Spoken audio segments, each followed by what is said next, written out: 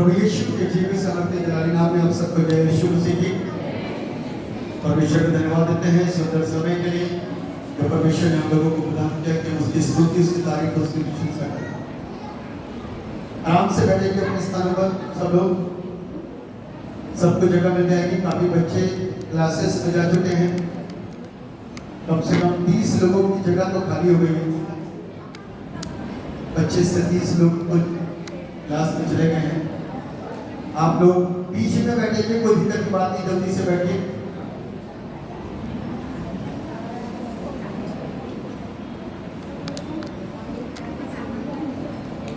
Thank you Jesus. बैठेंगे जल्दी से, फटाफट बैठिए।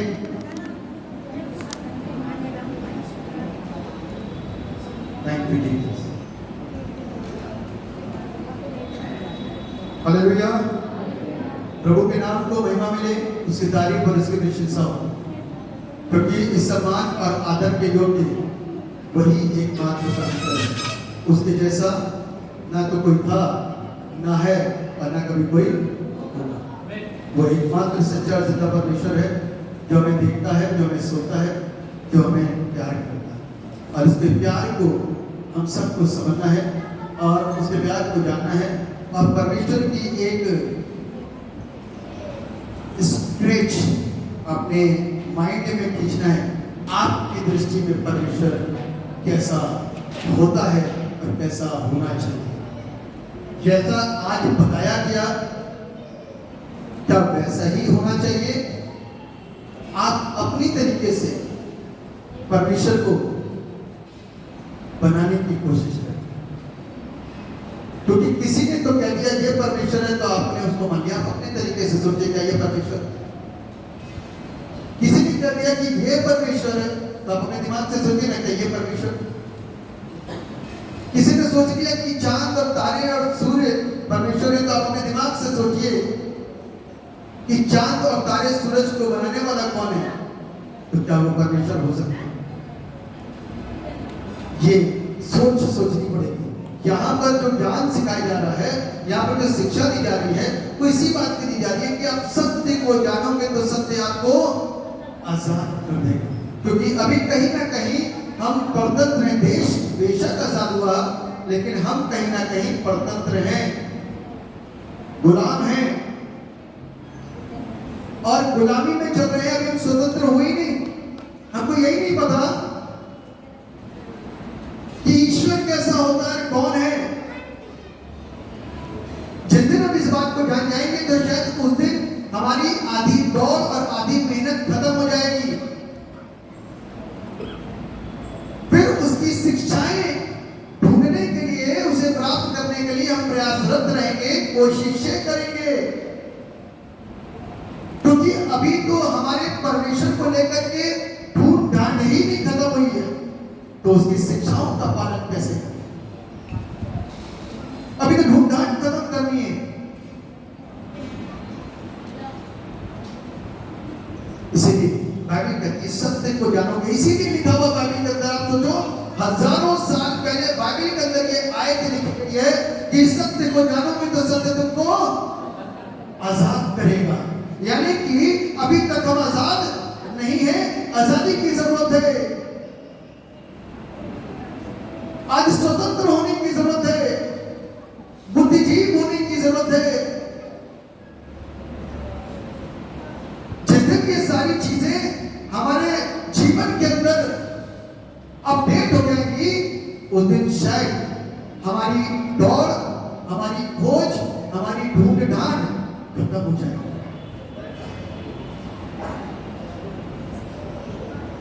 इसीलिए तो बहुत कम लोग हैं, लेकिन ऐसी बहुत भीड़ बाहर खड़े इंतजार कर रही है। बहुत बड़ी भीड़ बाहर खड़ी इंतजार कर रही है। वो सत्य को नहीं जानते, वो सच्चाई को नहीं जानते, वो बनाने वाले को नहीं जानते, वो आपको रचने वाले को नहीं जानते, वो उनको स्वयं को रचने वाले को नहीं जानते।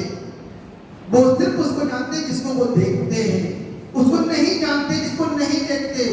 वो उस चीज को नहीं पहचानते कि ये हवा आती कहां को और जाती कहां को है, सूर्य नहीं जानते। उनको सूर्य दिख रहा है इसलिए उसकी पूजा कर रहे हैं, उनको हवा आती हुई दिखाई दे रही तो हवा नाम जानते हैं तो उसकी उपासना कर रहे हैं, लेकिन कौन ये सारी चीजों के पीछे काम करता है उसे नहीं जानते। उसे जानना जरूरी है। यदि आज आप जान गए हैं तो ऐसे बहुत सारे भाई बहन जिनके बीच में बेशरम बन करके आपको जाना पड़ेगा और आपको बताना पड़ेगा कि एकमात्र सच्चा परमेश्वर है। जानते हो अगर नहीं तो कहो चल के देख लो। फिलिप्पुस ने नथानिएल से इस बात को बोला, हमें जिंदा परमेश्वर मिल गया जिसके विषय में मूसा की पुस्तकों में लिखा है, नबियों की किताबों में लिखा है। हमें वो परमेश्वर मिल गया, हमें वो प्रभु मिल गया, हमें जीवन दाता मुक्तिदाता मिल गया। उसे कहा है क्या कोई अच्छी वस्तु नासरत से निकल सकती है? क्या कोई अच्छी वस्तु नासरत से निकल सकती है? उसने बहस नहीं करी, उसने कहा चल के देख। क्या कर? आज उसको थोड़ा सा हाथ पकड़ के चला के लाओ। छोटे बच्चे को जब रास्ता पार कराते हो ना तो हाथ पकड़ करके रास्ता पार कराते हो। जब बच्चा बहुत मोटा हो जाए, छोटा ही हो लेकिन मोटा हो जाए तो हाथ पकड़ करके, क्योंकि माँ बाप के बस के नहीं इसको गोद में। जब चलने लगता है तो बच्चा जिद करता है कि नहीं मैं गोद में नहीं रहूंगा, मैं नीचे चलूंगा। तब आप नीचे पैदल चलाते हो, उंगली पकड़ती। ऐसे बहुत सारे ऐसे मिलेंगे जो डिजॉल में तो बड़े होंगे, सोच विचार में तो बड़े होंगे, दिखने में तो उम्र दराज होंगे, लेकिन फिर भी आपको हाथ पकड़ करके लेकर जाना पड़ेगा और कहना पड़ेगा चलो तो देख लो। आमीन, आमीन। सत्य को यदि आज हम और आप नहीं जानेंगे तो ध्यान रखना मुश्किल में पड़ जाएंगे। आखिरी की 3-4 गवाहियां जो बहनों ने दी बहुत खूबसूरत, आशीषित, लेकिन क्या वो इस पे स्थिर बने रहेंगे वो डिपेंड करेगा उनके अंतिम सांसों तक। कुछ लोग मुंह से बोलते बहुत हैं लेकिन काम नहीं कर पाते। कुछ लोग बोलते कम है, काम करते हैं। कुछ लोग बहुत बोलते हैं, काम नहीं करते, लेकिन बहुत लोग काम करते हैं, बोलते नहीं। तो आप कौन से वाले हो मुझे नहीं मालूम, मुझे सफाई भी नहीं चाहिए। मैं तो उस समय देखूंगा, परमेश्वर उस समय देखेगा जब परमेश्वर आपको कहेगा आ जाओ मेरे घर में तुम्हारा स्वागत है। और ऐसे को भी बोल सकता है कि मैं तुम्हें नहीं जानता। तो इस बात का ध्यान रखने की जरूरत है कि जो हम बोलते हैं यहाँ आकर के, तो इस बात को ध्यान रखना। बाइबल कहती है कि परमेश्वर के भवन में सावधानी के साथ में चलना और तुम्हारे शब्द थोड़े हो, क्योंकि तुम पृथ्वी के हो और वो स्वर्ग का परमेश्वर है। तुम पृथ्वी के हो, वो स्वर्ग का परमेश्वर है। तो स्वर्ग के परमेश्वर के सामने थोड़ा बोले, ऐसा बोले जिसको पूरा कर सके। जो चीज पूरी नहीं कर सकते उसको मत बोलो, परेशान हो जाओ। उसको मत बोलो, परेशान हो जाओगे। मालूम है जिनको हम और आप कुछ नहीं समझते वो कई बार काम करते हैं। बीते हफ्ते में कुछ ऐसी चीजें घटित हुई हैं, मैं भी हैरान और लोग भी हैरान कि कितना डेयरिंग, कितनी हिम्मत, कितनी ताकत उनके अंदर और यीशु से प्यार। जो डरता नहीं ना, जिसको मौत का डर नहीं होता उसे जल्दी मौत नहीं आती, जिसको मौत का डर होता उसे मौत जल्दी आती।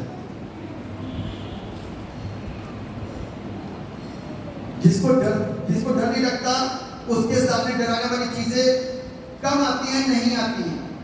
जिसको डर लगता है उससे बहुत सारी चीजें डरती हैं। समझ रहे हो आप? सुन रहे हो आप ध्यान से? जो डरता नहीं उसे कोई डराता नहीं, जो डरता है उसे दुनिया डराती है। बाइबल कहती है परमेश्वर के राज्य में डरपोक नहीं जाएगा। परमेश्वर के राज्य में डरपोक नहीं है। तो कौन जाएंगे? जो परमेश्वर की इच्छा को पूरा करते। मैं जो परमेश्वर की इच्छा को पूरा करते हैं। फिर इसी प्रार्थना करूंगा कि परमेश्वर हम लोगों को सामर्थ्य वचन को सीखे। परमेश्वर पिता आपसे प्रार्थना करते हैं, आप दया करें, अपनी अगुवाई दीजिए, बुद्धि दीजिए, मुंह के अंदर उन शब्दों को दीजिए जो लोगों को प्रभु स्पर्श करें, उनको आशीष दें। सुनने वाला हर एक व्यक्ति के कान, आंख, दिमाग खोल दीजिए गेहजी के समान, ताकि आज वो साफ देख सके, आज वो साफ सुन सके, आज वो साफ समझ सके। क्योंकि जब तक गेहजी अपनी आंखों से देख रहा था उसको संसार दिख रहा था, लेकिन जब उसकी आंखें खोल दी गई एलीशा के कहने पे तो उनको परमेश्वर की सेवा दी गई। हम चाहते हैं कर्मिका आज यहाँ पर उपस्थित लोगों के साथ भी कुछ ऐसा ही हो और महिमा से काम ये शुभ नाम से बड़ा खूबसूरत सा सबक है जो मैं आज आपके सामने शेयर करना चाहता हूँ, बांटना चाहता हूँ। Jesus teaches us to be bold in God's service. प्रभु यीशु मसीह हमें सिखाते हैं कि हम प्रभु की सेवा बिना किसी भय के साथ करें। प्रभु की सेवा बिना किसी भय के साथ करें। भय के साथ में जो सेवा को करता है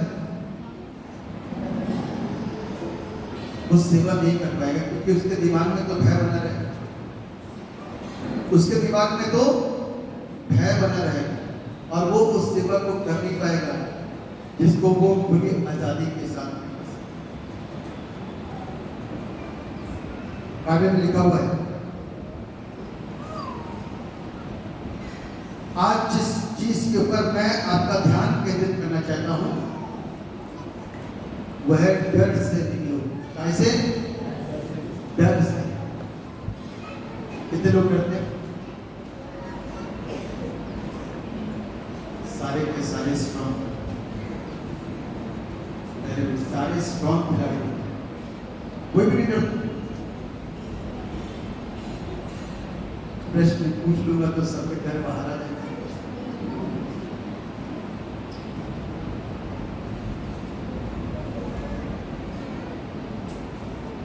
इसमें डर लगता है, क्यों लगता है?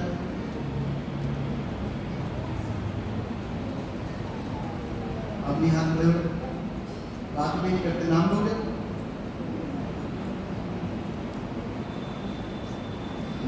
इसमें का आज की तारीख में प्रोसीजर थोड़ा सा कठिन है ना, कठिन।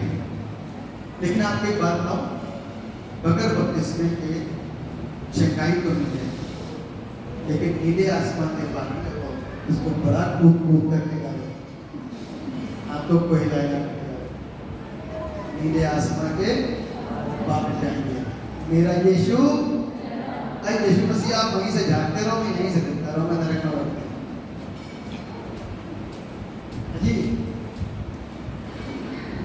हाँ जी, डरने वाले हाथ खड़े कर सकते हो, इसमें तो सच बोल दो। मालूम है यीशु को डरा आपके लिए एक ने नहीं पकड़ा था, कई लोगों ने पकड़ा था, और एक ने नहीं मारा था, कई लोगों ने मारा था। एक ने गाली नहीं दी थी, कई लोगों ने गालियां दी थी। एक ने थप्पड़ नहीं मारा था, कई लोगों ने थप्पड़ मारा था। एक ने नहीं थूका था, कई लोगों ने थूका था। एक ने कपड़े नहीं फाड़े थे, 4 टुकड़े में कपड़े फाड़े हुए थे। नग्न अवस्था में डाल दिया था उसको। एक ने मजाक नहीं उड़ाया था, कई लोगों ने मजाक उड़ाया था। और अकेला सबके बोझ को उठा करके लिए जा रहा था, अकेला बोझ सबके गुनाह का उठा के वो लिए जा रहा है।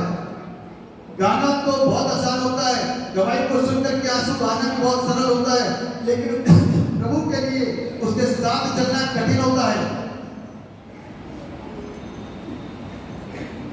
लेकिन प्रभु से दुआ करिए एक दूसरे के लिए कि आपको हिम्मत मिल जाए, आपको हिम्मत मिल जाए, वरना बहुत सारे लोग रह जाओगे। बपतिस्मा जरूरी है, बपतिस्मा जरूरी है, बगैर बपतिस्मे के कुछ नहीं पाए। दिस इज योर टेस्टिमनी, ये आपकी गवाही होगी, ये आपकी गवाही होगी। स्वर्ग जाने का मान लीजिए पृथ्वी पर मिला हुआ एक टिकट, ये नहीं कि आपने बहुत अच्छा जीवन जिया, बहुत अच्छा जीवन जिया। जब यीशु के नाम से पिटने का नंबर आया और यीशु के नाम से सताए जाने का नंबर आया, तब आपने हाथ जोड़ के भी मांग लो। एक बात करें,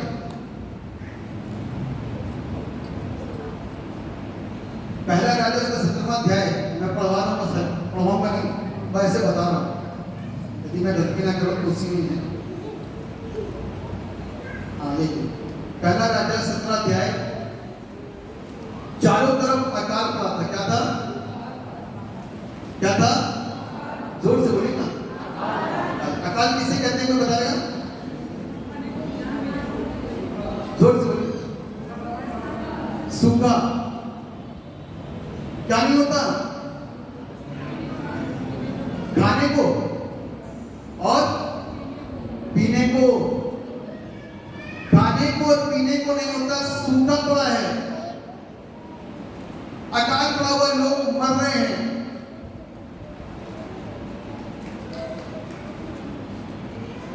वहां पर परमेश्वर ने अपने दास को भेजा, जिसका नाम था एलिया।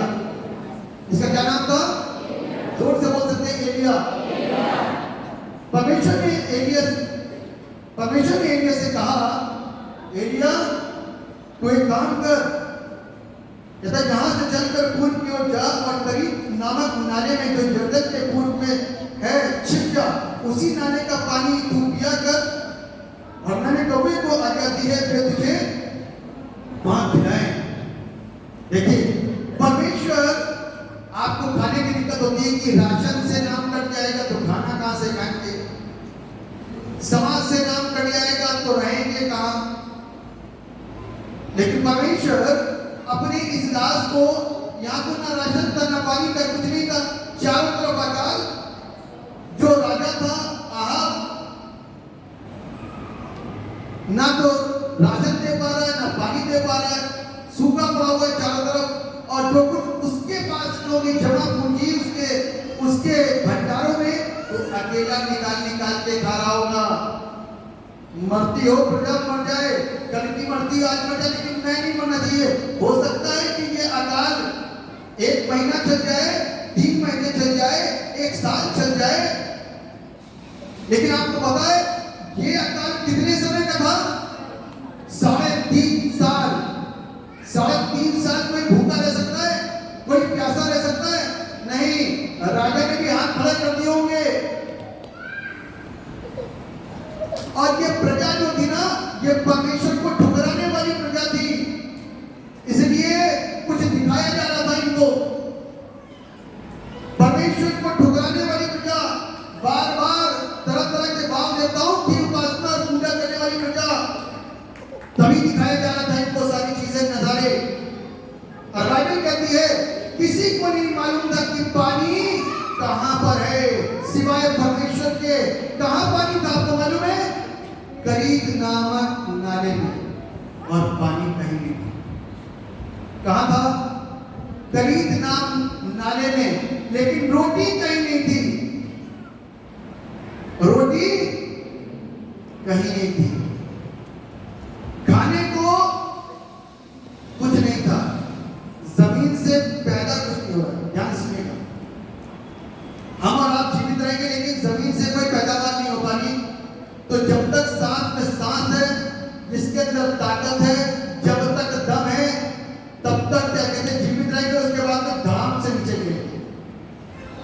फील होगा, गिरेंगे, थोड़ी देर बेहोश और उसके थोड़ी देर के बाद में सांसें यानी कि प्राण पखेरु हो जाएंगे। ऐसे ही हमारे साथ और ऐसे ही जानवर के साथ, ध्यान से सुन रहे ना, ऐसा ही हमारे साथ और ऐसा ही जानवरों के साथ। हम पैदा करते हैं एक या दो, लेकिन जानवर पैदा करते हैं 7, 8, 10। तो ज्यादा कौन है? जानवर। तो बाइबल में लिखा हुआ है परमेश्वर ने कौवे को आज्ञा दी। किसको? जोर से बोलिए ना। काला वाला जानवर जो गांव गांव करता है, उस कौवे को आज्ञा दी जो सबसे लालची जानवर होता है। कैसा? लालची। और बाइबल कहती है उस कौवे की चोंच में मांस जितना भी आता था वो लेकर के जाता था एलिया नबी के पास में। एलिया के पास में वो 20 पत्थर पर रखा होगा, एलिया उसे पकाता होगा और खाता होगा और उस नाले का पानी पी करके जिंदा था। जिंदा ही तो रहना है आज की तारीख में। आपको जिंदा रहना पड़े और कुछ ना मिले और डॉक्टर कहे मैं गवाही दे रहा हूं, जबरदस्ती नहीं कर रहा, मैं गवाही दे रहा हूं। एक हमारे भाई हैं विनोद शर्मा जी, और उनकी गवाही कि वो गिर गए, चोट आ गई। मैं बहुत शॉर्ट करके बता रहा हूं। शरीर सुन पड़ता था, डॉक्टर ने उनको कहा कि आपको मीट खाना पड़ेगा। उसने कहा कि पड़ता क्या ना करता, मैंने वो भी खाया, शरीर सुन पड़ा रहा। डॉक्टर ने कहा नशा करना पड़ेगा गर्माहट लाने के लिए। कहने के मैं नशा नहीं करता था, मैं नशा नहीं करना शुरू कर दिया, लेकिन ठीक नहीं हुआ, ठीक नहीं हुआ, चंगाई नहीं मिली। तब किसी ने बताया होगा दुआ कराओ, तब उनका फोन आया, मेरे को उन्होंने अपनी सारी गवाही बताई। तो जिस चीज को मैं बताना मांग रहा हूं कि परमेश्वर ने इंतजाम किया कौवे के द्वारा। जब कौवा उड़ करके आ रहा होगा ना, तो दाएं और बाएं 2 कौवे या 200 कौवे और होंगे, क्योंकि अकाल पड़ा है। तू कहां से लेकर के आ रहा भाई? सारी दुनिया के अंदर तो कुछ नहीं है, तू कहां से लेकर के आ रहा है? कौवा। उसको परमेश्वर ने एक असाइनमेंट दिया था, एक ड्यूटी दी थी, बोलना नहीं। जो कम बोलते वो काम करके आते हैं, जो कम बोलते वो काम करके आते हैं। और कौवे की चोंच के अंदर जो उसको ड्यूटी दी गई थी, दबा के जाना और वहीं तक पहुंचाना, उससे बीच में किसी से मिलना जुलना नहीं। अगर बगल कोई आए बात नहीं करना, अपने डेस्टिनेशन पर पहुंचने के बाद में खूब बहुत बातें करना और बातें करते हुए लौट करना। तब तुम बोलोगे और वो चुप रहेंगे। आमीन। तब तुम बोलोगे और वो चुप रहेंगे, क्योंकि उस समय उनको भग भग करने की आदत यूं है, क्योंकि तुम्हारे मुख से उस निवाले को, उस खाने को गिरा करके झपटना चाहते हैं, क्योंकि कौवा लालची पक्षी होता है। परमेश्वर ने किसके लिए इंतजाम किया? किसके लिए किया? मजा नहीं आ रही कहने में। किसके लिए किया? मजा नहीं आ रही, आप अभी तक नहीं समझो। किसके लिए किया? किसके लिए? ने दास के लिए किया, क्योंकि आप उसका दास नहीं। बहुत सारे लोग उसके बेटा उसके दास नहीं, बाकी सकते तो अकाल है, लेकिन परमेश्वर का दास जिंदा रहेगा। हालेलुया।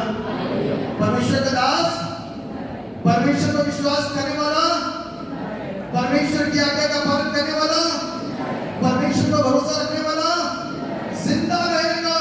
ये उसका कलाम है, जो उसकी बातें हैं। और बाइबल इस बात को कहती है कि थोड़ा सा आगे पढ़ेंगे तो यहाँ पे लिखा हुआ है, इसके 8वें पद में आपसे पढ़ रहा हूं। तब यहोवा का यह वचन उसके पास पहुंचा, चलकर सीदोन के सारपत नगर में जाकर वहीं रहे। मैंने वहां की एक विधवा को तेरे खिलाने की आज्ञा दी है। ओ भाई, अभी तक तो कौवा खिला रहा था, अब एक विधवा खिलाएगी। परमेश्वर का दास भूखा नहीं मरेगा। आमीन, आमीन। यदि 10 दिन खाना न मिले तो मर जाएंगे। 20 दिन खाना नहीं मिले, महीना भर, 2 महीना, 3 महीना तक झेल सकते हो, आपकी ताकत बहुत है। 3 महीने के बाद ना खाना मिले ना पानी मिले, बताओगे मोटे से दुबले, बेहोश होने के बाद में खत्म। लेकिन एक थोड़ा सा पानी और एक टुकड़ा खाना मिल जाए तो आप सारी जिंदगी सर्वाइव कर सकते हैं। हमें ये इंतजाम था परमेश्वर। दुबले बेचक हो जाओगे लेकिन एक्टिव हो जाओगे, है ना? कैसे जाओगे? एक्टिव हो जाओगे, एनर्जेटिक हो जाओगे। और बाइबल इस बात बताती है कि सुन, मैंने वहां की एक विधवा को तेरे खिलाने के लिए आज्ञा दी है। अतः वह वहां से चल दिया और सारवत हो गया। नगर के फाटक के पास पहुंचकर उसने क्या देखा कि एक विधवा लकड़ी बिन रही है। उसको बुलाकर उसने कहा, किसी पात्र में मेरे पीने के लिए थोड़ा पानी ले आ। जब वो लेने जा रही थी तो उसने पुकार के कहा, अपने हाथ में एक टुकड़ा रोटी भी मेरे पास दे दिया। उसने क्या कहा मालूम है विधवा ने? अरे भैया, अकाल पड़ा चारों तरफ, मेरे पास मुट्ठी भर मैदा और कुप्पी में थोड़ा सा तेल है। मैं थोड़ी सी लकड़ी बिनने के लिए आई थी, 2 लकड़ी बिन करके लाऊंगी, आग जलाऊंगी, उस मुट्ठी भर आटे को सानूंगी। पता नहीं इतनी रोटी बने या इतनी बने, मैं खाऊंगी उसमें से और मेरा बेटा खाएगा और खा करके मर जाएंगे। बाइबल कहती है, एलिय्याह ने कहा, पहले अपने दास की बात को सुन, तब तेरे लिए सारी चीजें। उसने किसकी सुनी? अपने मन की कि परमेश्वर के दास की? उसने परमेश्वर के दास की बात को सुना।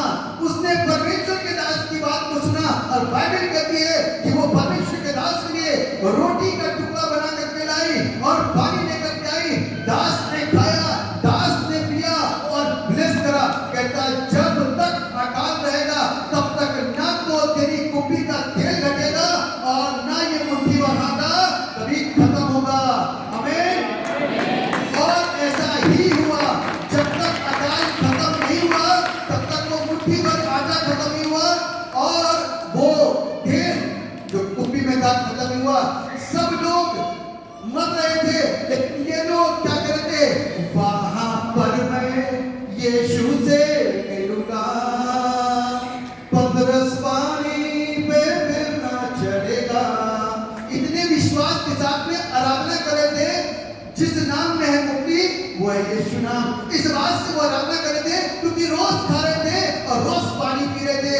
रोज उनके पास में आटा आता था, रोज उनकी कुप्पी का तेल भरता था और लोग खाते थे और तृप्त रहते थे। क्यों?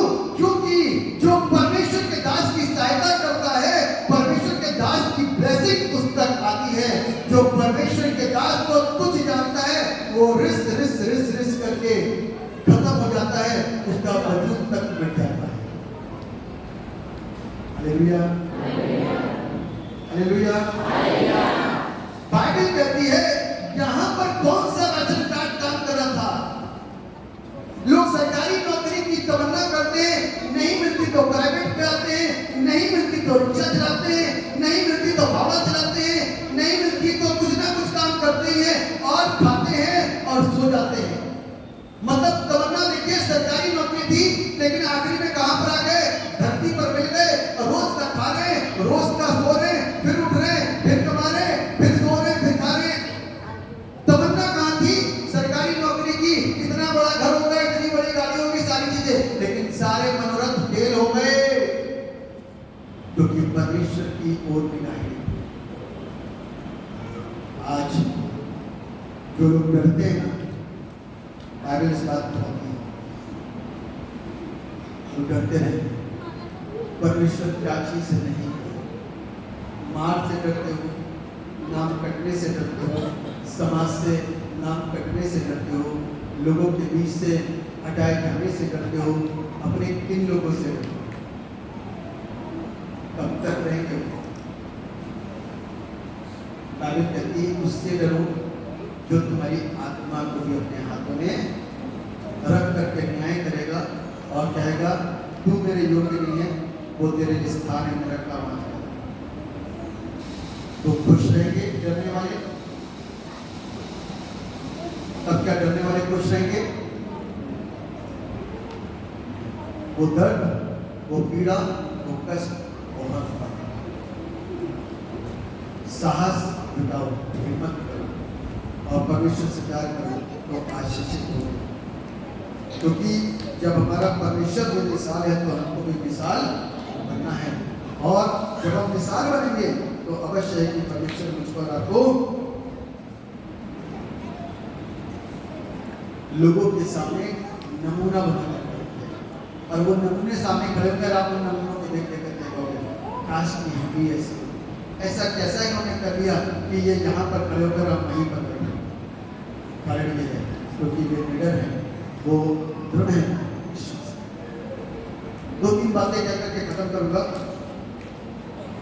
सबसे चीज ये है कि हम और आप के अंदर बहुत बातों को बोलने का साहस है, लेकिन विरोधियों के सामने प्रभु को सम्मान करने का साहस नहीं।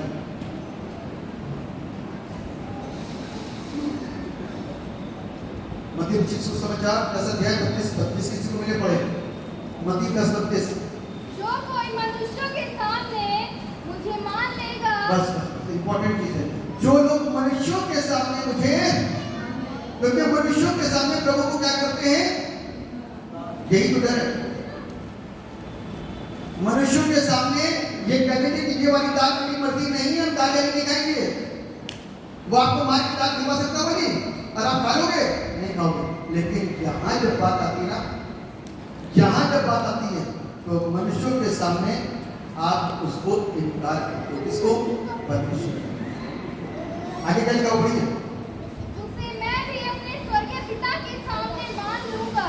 जो यीशु को सबके सामने, मनुष्यों के सामने मान लेगा, यीशु कहता है उसे मैं परमेश्वर पिता के सामने मान लूंगा। और पर जो कोई मनुष्य के सामने मेरा इनकार करेगा, जो कोई मनुष्य के सामने मेरा इनकार करेगा, उससे मैं भी अपने स्वर्गीय पिता के सामने इनकार।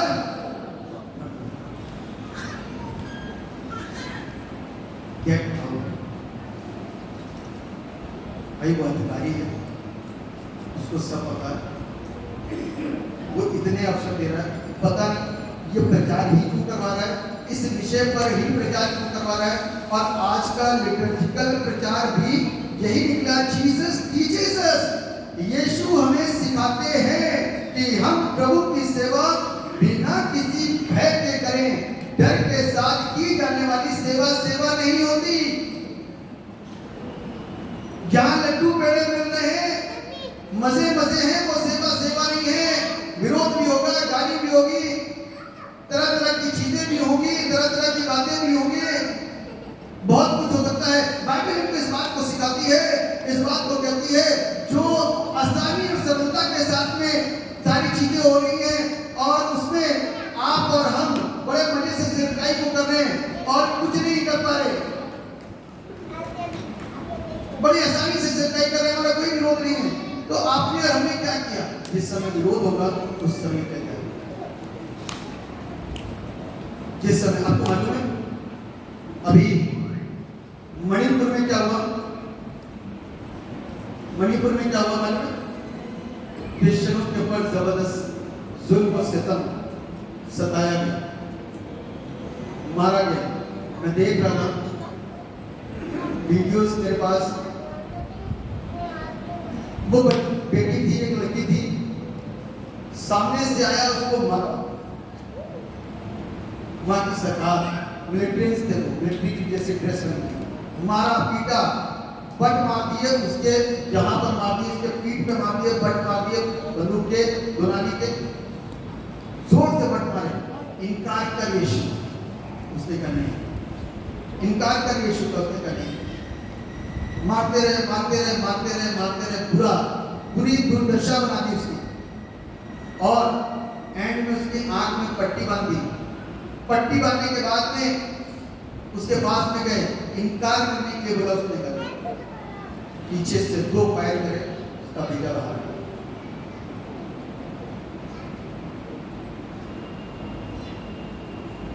स्त्रियों के साथ दुर्व्यवहार करा, नग्न कर दिया और दुर्व्यवहार करके मारा। ये स्वभाव है, ये स्वभाव है और होगा। बाइबल कहती है मेरे नाम पे कार्य सताएगा। बाइबल क्या करिए? तुम मेरे नाम के कारण कभी प्रश्न करा आपने क्यों हो रहा है प्रभु के लोगों के साथ? हम स्वतंत्र देश के स्वतंत्र नागरिक, हमारे साथ ऐसा क्यों हो रहा है? हम प्रभु यीशु को स्वीकार कर रहे हैं, प्रभु यीशु को मान रहे हैं, तो आप जबरदस्ती हमारे पास कर सकते हो कि तुम्हें मिठाई खानी है, तुम्हें मिठाई नहीं खानी है, तुम्हें ये वाली दाल नहीं खानी है, तुम्हें ये वाली सब्जी नहीं खानी है। जबरदस्ती तो नहीं कर सकता कोई किसी के ऊपर। फिर स्वतंत्रता किस बात की रही? फिर स्वतंत्रता किस बात की रही? किस बात के हम स्वतंत्र नागरिक हैं? हमारी अपने घर में स्वतंत्रता नहीं है, हमारे अपने परिवार में स्वतंत्रता नहीं, हमारे अपने देश में स्वतंत्रता नहीं है, तो हम किस बात के स्वतंत्र नागरिक हैं और किस बात का जश्न मनाते हैं? स्वतंत्र नहीं है, हम गुलाम हैं। हम गुलाम हैं और गुलाम की तरह ट्रीट किए जा रहे हैं। अभी तो आपको इस चीज से रोका जाएगा, फिर अगली बार आपको बोला जाएगा तुम्हें इस तरीके से कपड़े पहनने, इस तरीके से कपड़े नहीं पहनने, ये खाना और ये नहीं खाना, बस तुम्हारे लिए इतना ही खाना आएगा, तुम इसको खाओगे बस और रोज यही खाओगे, कुछ नहीं करोगे। तो प्रभु के लोगों को बहुत कुछ सहन किया है। आज आप और हम छोटी सी बातों में भी हिल जाते हैं। सताओ तो आज नहीं तो कल आएगा, कल नहीं तो परसों आएगा, आएगा तो जरूर। उसके लिए हम और आप फिर किसी और चर्च को ढूंढेंगे क्या? फिर किसी और चर्च को ढूंढेंगे, भैया यहाँ तो सताओ हो गया, यहाँ तो बंद हो गया, चलो कहीं और किसी और चर्च। जब तक जीवित रहेंगे हम तब तक चर्च में तो सेवा जरूर होगी, चाहे सताओ, तब तक चर्च में तो सेवा जरूर होगी। इसीलिए हम और आप दृढ़ हो जाए विश्वास में। ये दिन तो सबके सामने आना। हम अपनी जरूरत के लिए आए हैं, छोटी छोटी चीजों के लिए, दर्द पैर में, हाथ में दर्द, लोगों ने तो जान दे दी, पथवा करके मार दिया गया इसके उसको, पत्थर मार मार के मारा। विरोध को कोई आदत नहीं ना, विरोध तो पहले था, शुरू से ही यीशु मसीह का विरोध है, सच्चाई का विरोध है। यदि आज आप चंगे हो रहे हो उसका विरोध हो रहा है, आप चर्च में आ रहे हो तो उसका विरोध हो रहा है, आप अच्छी बातों को सीख रहे हो तो उसका विरोध हो रहा है, आप खुदा के नाम से नारे लगाते हो उसका विरोध हो रहा है। बाहर में घर में विरोध हो रहा है। कुछ लोग यहाँ पर अभी बैठे होंगे, अपने घर में विरोध हुआ, अभी वो लोग यहाँ पर बैठे हैं लेकिन उनके घर में विरोध हुआ। क्यों? क्योंकि लोगों को यीशु से डर लगता है। आमीन। उनको इस बात से नहीं चिंता है कि ये ठीक हो रहे, उनको यीशु से डर लगने का। शास्त्रियों फरीसियों ने क्या कहा था? सोचो तो सही, भीड़ की भीड़ उसके पीछे, आज यीशु के पीछे भीड़ की भीड़ चल रही है, यीशु के पीछे चल रही है, क्योंकि यीशु काम करता है। आमीन। यीशु का नाम काम करता है। अब आप सोच सकते हो, प्रार्थना यहाँ हो रही है, दुष्ट आत्माएं वहां कैसे निकल रही? ये दुष्ट आत्माएं आपके घर में क्यों नहीं निकलती? लेकिन प्रार्थना यहाँ होती है, कमान यहाँ से होता है, दुष्ट आत्माएं वहां निकलती है, क्योंकि परमेश्वर काम करता है अपने भवन में। आमीन। परमेश्वर अपने कामों को करता है, आपकी और मेरी आंखों को खोल करके दिखाता है, देख कि मैं यहाँ पर मौजूद हूँ, तुझे सुन रहा हूँ, तुझे देख भी रहा हूँ, और तेरे लोगों के लिए तेरी प्रार्थनाओं को सुनकर के उनके जीवन में काम भी कर रहा हूँ। इसलिए मैं प्रियो, बोलने में भय ना खाए। जो परमेश्वर के नाम से घबराएगा, परमेश्वर उनको भी इनकार कर देगा अपने स्वर्गीय पिता के सामने। दूसरी बात, जो झगड़े से डरता है, लड़ाई से डरता है कि ये होगा, वैसे होगा, मारपीट होगी, ऐसा होगा, 4 दिन होगा, 5 दिन होगा। मैं एक यूट्यूब पे देख रहा था कि एक पास्टर के लिए प्रोफेसी थी कि वो जेल में जाए। अब आप सोचो, एक ध्यान से सुनिएगा, एक पास्टर के लिए ये प्रोफेसी थी कि वो जेल में जाए। ये कैसी प्रोफेसी? हमेशा तो हमने अच्छी प्रोफेसी सुनी है, कभी गलत प्रोफेसी तो सुनी नहीं। और वो भी प्रोफेसी पास्टर के लिए कि जेल में जाए। तो वो पास्टर जेल में गया, और जेल में मालूम है कितनों को बचाया। आमीन। ये है पास्टर के अंदर खूबी जो परमेश्वर ने डाली है, उसके उसके मुंह के अंदर जो शब्द डालता है पास्टर डेयरिंग होगा तो काम करेगा, जेल में क्या करती है वहां पर मैं लोगों को बचा देगा और जिंदा वापस लौट करके, क्योंकि जिंदा वो लौट कर नहीं आएगा, जिंदा उसको उसका परमेश्वर वहां से लेकर आमेन। जो शेरों की मांद से डैनियल को जिंदा बचा सकता है, जो धड़कते हुए भट्टे की आग से वो शद्रक मेशक अबेदनगो को बचा सकता है, तो क्या जेल से नहीं निकाल सकता, भुखमरी से नहीं बचा सकता, अकाल से नहीं बचा सकता, विरोध से नहीं बचा सकता, अपने परिवार से नहीं बचा सकता, तरह तरह के लोगों से नहीं बचा सकता? क्या कमजोर है हमारा परमेश्वर?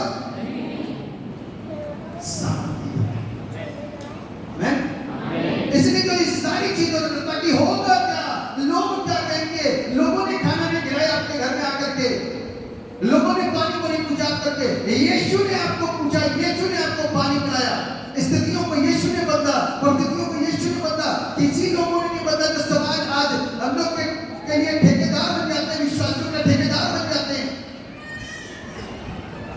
किसी ने कुछ नहीं करा, ओनली जीसस। आमेन। ना झगड़ों से डरो, ना अपमानित होने से डरो, ना लज्जित होने से डरो, ना मार से डरो, ना थप्पड़ों से डरो। डरो तो सिर्फ उससे जिसके पास में आत्मा को नष्ट करने का अधिकार है। तीसरी और अंतिम बात, फियर ऑफ लोनलीनेस, अकेलेपन का एक भय आ जाता है कि हमको निकाल दिया जाएगा समाज से, हमको निकाल दिया जाएगा घर से, हमको निकाल दिया जाएगा राशन कार्ड से, हमको निकाल दिया जाएगा हमारे अपने लोगों के बीच से, हमको निकाल दिया जाएगा परिवार से। जाएंगे कहां? अकेले पड़ जाएंगे, अकेले रह जाएंगे, तब क्या होगा हमारा? बाइबल में कई बार लिखा, यीशु ने कई बार अपने चेलों से बोला डरो मत। किसी ने गीत लिख दिया इसी के ऊपर, डरो मत, चुपचाप खड़े रहो, खुदा की निजात के। आमेन। इसलिए जो डरता है ना वो मर गया, शैतान उसके जीवन के अंदर ना, लेकिन यीशु मसीह मुझको और आपको हिम्मत देता है, क्योंकि यीशु जिंदा परमेश्वर है। आमेन। वो जिंदा परमेश्वर वो मुझको और आपको बल, ताकत, सामर्थ, शक्ति प्रदान करता है। और ऐसा ही नहीं, साथ में रहता है। जब पतरस नाव पर चला रहा था, झील पर चला रहा था, झील के बीच में थी नाव और यीशु पानी पर चला रहा था, चेले देख करके डर गए, घबरा गए। अपनी बाइबल में पढ़ा, लोग उसको, जब उसको शैतान बोला तो हमारी क्या हैसियत है कि हमको क्या क्या नहीं बोलेंगे, हमको क्या क्या नहीं बोलेंगे। सोच लो कि ये तो खुद शैतान है, ये है, ये वो है, ये ऐसा, सब कुछ बोलेंगे। लेकिन ध्यान रखना, जो अपनी जुबान को हिलाता है, परमेश्वर उसकी जुबान के साथ में क्या करेगा वो आपको पता नहीं है। परमेश्वर क्या नहीं कर सकता इस बात को ध्यान रखना, और क्या कर सकता वो सोच भी नहीं सकता। मैंने आज इसीलिए प्रार्थना करवाई, क्योंकि जब मैं यहाँ पर टहल रहा था तो अगुवाई हुई कि तमाम उन माता पिता के द्वारा आए हुए श्राप, कई बार बहुत सारे माँ बाप ने परमेश्वर के दासों को बुरा भला कहा, सताया है, तो उनके द्वारा बच्चों पर श्राप आया। उन श्रापों को दूर करने की प्रार्थना करने के लिए प्रभु ने जो अगुवाई करी, तब मैंने आपको बुलाया कि आप आओ ताकि आपकी प्रार्थना की जाए, वो श्राप हट सके। वरना आप यहाँ आते रहोगे, श्राप नहीं हटेंगे। जब अगुवाई होती है ना, काम तभी होता है। काम तो तभी होगा जब परमेश्वर अगुवाई करेगा, और यह परमेश्वर का दिन होगा, परमेश्वर की योजना होगी। किस समय इस ब्रेक के अंदर कौन सी बात और कौन सी दुआ और किसके लिए करवाते मुझे नहीं मालूम, किसी भी दास को नहीं मालूम, लेकिन जिस दिन करवाएगा ना उस दिन उसका छुटकारा होगा। आमीन। उसी दिन उसका छुटकारा होगा, उसी दिन पूरी कलीसिया का छुटकारा होगा, उसी दिन उपस्थित लोगों का छुटकारा होगा, क्योंकि उनकी भी तो आंखें खुलेंगी, उनकी भी बुद्धि खुलेगी, उनके भी कान खुलेंगे, और वो भी उन सारी चीजों को देखेंगे जो कभी नहीं देखा, कभी नहीं सुना, कभी चित्त में नहीं समाया। मेरे प्रियो, सत्य को जानोगे, सत्य तुमको आजाद करेगा। ना तो उसको स्वीकार करने से डरो, ना झगड़े से डरो, ना अपमानित होने से डरो, ना अकेलेपन से डरो। तीन चीजें, ना सबके सामने उसको स्वीकार करने से डरना, ना किसी लड़ाई झगड़े से डरना। मारना पीटना नहीं है आपको, लेकिन इस बात को बात होता है झगड़े होते मत डरना। प्रभु से प्रार्थना करते रहना, मन में सारी चीजें अपने आप थोड़ी देर के बाद शांत होंगी और होगी।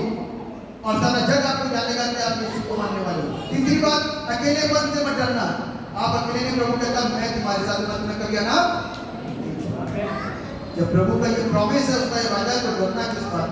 आमीन।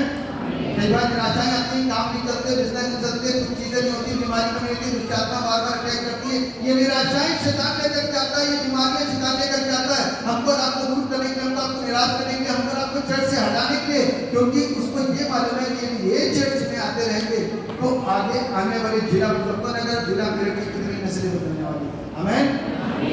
विश्वास करोगे तो परमेश्वर आप लोगों को बड़ी ब्लेसिंग्स करेगा। अभी भी आपको कम लोग दिखाई दे रहे हैं, लेकिन एक समय जरूर आने वाला है, मैं आपको फिर बोल रहा हूँ, क्योंकि अब ये काम करेंगे ना अगल बगल, तो ये इधर से उधर तक भी बैठेंगे और जगह नहीं मिलने वाली है। क्योंकि परमेश्वर अपनी बात करेगा, वक्त के साथ बात करेगा, और परमेश्वर सच्चे मन से आराधना करने वाले को खोजता है, उसको ब्लेस करता है और उनके द्वारा दूसरों को आशीष करता है। यदि आप डरे रहोगे, बताओगे नहीं पड़ोसी को कि किसने ठीक करा, तो पता नहीं चलेगा। यीशु मना करता था मत बताना, लेकिन फिर भी ऐसा गया, मेरे को तो यीशु ने ठीक करा, मुझे नहीं मालूम किसने बात किया, इतना जानता हूँ कि उसने मेरी आंखों को, मैं जन्म से अंधा था, उसने मेरी आंखों को, क्या नाम है उसका? यीशु मसीह। आमीन। क्या नाम है? यीशु मसीह। जो डरेगा वो हार जाएगा। परमेश्वर आपके अंदर से डर के आत्मा को निकाले, आपको साफ दुआ। सर्वशक्तिमान परमेश्वर, राजाओं के राजा, प्रभु के प्रभु, आपको हृदय से धन्यवाद अभी तमाम आशीष बरकतों को आपने दी, अपने वचन के द्वारा करता हमें आपने शिक्षा दिया। हम दुआ करते इस वचन के साथ हम वफादार बने रहें, इन शिक्षाओं के साथ हम ईमानदार बने रहें, और करता अपने व्यक्तिगत विश्वास को प्रभु इसके साथ जोड़ें, ताकि परमेश्वर से बात करते हुए हम अद्भुत आशीष और सामर्थ और शक्ति को प्राप्त कर सकें। आप दया करेंगे, अपना अनुग्रह सबके ऊपर बनाइए। बात कहो इसे कुछ बातें हुए दुआ को उद्धार करने वाले एक बात को समर्पित प्रभु यीशु नासरी के नाम में मांगते हैं, सुनिए और